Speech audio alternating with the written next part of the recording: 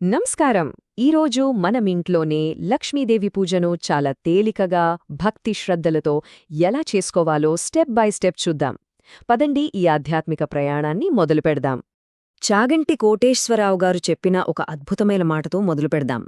శుక్రవారం అసుర సంధ్యవేళ లక్ష్మీదేవి పుట్టడం వింటే దరిద్రమునకు హేతువైన పాపం పోతుంది. అంటే చూడండి, ఈ పూజ వెనుక ఎంత శక్తివంతమైన ఉద్దేశ్యముందో. అమ్మవారి కథ వినడానికి అంత శక్తి ఉంటే ఇక పూజ చేస్తే ఎలాంటి ఫలితం ఉంటుందో కదా. లక్ష్మీ పూజ అనగానే చాలామందికి డబ్బు, బంగారం ఇవే గుర్తొస్తాయి. కాని నిజానికి ఈ పూజ ఉద్దేశ్యం అది మాత్రమే కాదు, అంతకంటే చాలా లోతైనది. మన ఇంట్లోకి దైవానుగ్రహాన్ని ఆహ్వానించడం, నెగటివ్ ఎనర్జీని బయటకు పంపించి ఒక పాజిటివ్, శుభప్రదమైన వాతావరణాన్ని క్రియేట్ చేసుకోవడం. అదే అసలైన లక్ష్యం.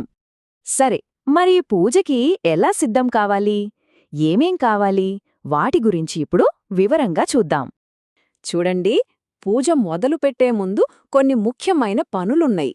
ఫస్ట్, పూజ చేసే ప్రదేశమంతా శుభ్రంగా నీట్గా ఉండాలి. తర్వాత మనం కూడా స్నానం చేసి శారీరకంగా, మానసికంగా సిద్ధం కావాలి. ఇక అమ్మవారి ఫోటో లేదా విగ్రహం పెట్టేటప్పుడు వీలైతే విష్ణుమూర్తితో పాటు ఉన్నది పెట్టడం చాలా మంచిది. ఎందుకంటే వాళ్ళిద్దరూ ఎప్పుడూ కలిసే ఉంటారు కదా. వాళ్ళిద్దర్నీ కలిపి పూజిస్తే వచ్చే అనుగ్రహం సంపూర్ణంగా ఉంటుంది. చివరగా పూజ మొదలవ్వక ముందే దీపం వెలిగించి నైవేద్యం సిద్ధంగా ఉంచుకోవాలి. పూజలో మనం వాడే ప్రతి వస్తువుకి ఒక అర్థముంది తెలుసా. ఉదాహరణకి పసుపు, అది పవిత్రతకు చిహ్నం. కుంకుమ శక్తికి, రక్షణకు ప్రతీక. అగరుబత్తి వెలిగిస్తే వచ్చే ఆ సువాసన ఆ వాతావరణాన్నే మార్చేస్తోంది. ఇక పువ్వులైతే మన భక్తిని వ్యక్తపరిచే ఒక అందమైన మార్గం. పూజ చివర్లో ఇచ్చే తాంబూలం, అది మనం చూపే గౌరవానికి, పూజ పూర్తయిన దానికి సంకేతం. ఇన్ని వస్తువులు, ఇన్ని ఏర్పాట్లు అన్నీ ఒక ఎత్తైతే వీటన్నిటికంటే అత్యంత ముఖ్యమైనది మరొకటుంది. అదే భక్తి. అంటే ఏమీ ఆశించకుండా స్వచ్ఛమైన మనస్సుతో, పూర్తి శ్రద్ధతో చేయడం. అదే అసలైన పూజ. సరే, ఇక అన్నీ సిద్ధమయ్యాయి కదా. ఇప్పుడు అసలైన పూజా విధానంలోకి వెళ్దాం. దీన్నే షోడశోపచార పూజ అంటారు. అంటే 16 రకాల సేవలనమాట. మన ఇంటికి ఒక ముఖ్యమైన అతిథి వస్తే ఎలా చూసుకుంటామో, అమ్మవారిని కూడా అలాగే ఆహ్వానించి సేవలు చేయడం. ఇందులో ముఖ్యమైన దశలేంటో ఇప్పుడు చూద్దాం. ఈ 5 దశలు చూడండి. ఇది అచ్చం మన ఇంటికొచ్చిన అతిథికి మర్యాద చేసినట్టే ఉంటుంది. మొదట ఆహ్వానం, అంటే అమ్మా మా ఇంట్లోకి రా అని మనస్ఫూర్తిగా పిలవడం. తర్వాత అభిషేకం, అంటే కాళ్ళు కడుక్కోడానికి నీళ్ళిచ్చి స్నానానికి ఏర్పాట్లు చేయడం. మూడోది అలంకరణ, కొత్త బట్టలు, గంధం, పువ్వులతో అందంగా అలంకరించడం. ఆ తర్వాత ప్రధాన పూజ, అంటే ధూపదీపాలు చూపించి మనం ప్రేమగా వండిన నైవేద్యం పెట్టడం. చివరగా నమస్కారం, అంటే ప్రదక్షిణ చేసి మన గౌరవాన్ని చూపించడం.